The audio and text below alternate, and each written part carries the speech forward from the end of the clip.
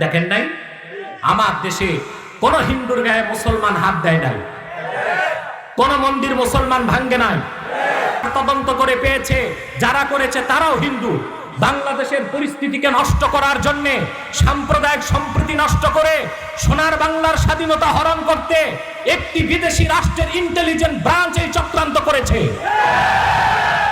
বাংলাদেশের স্বাধীনতায় যারা হাত দিবে তাদের হাত ভেঙে মুসলমান টুকরা টুকরা করে দিবে।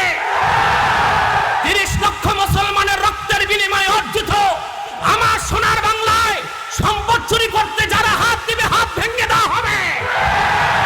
আমার দেশের স্বাধীনতায় যারা চোখ তুলবে চোখ তুলে ফেলা হবে। আজ আবার তারাই ত্রিপুরাতে মুসলমানকে নির্যাতন করছে।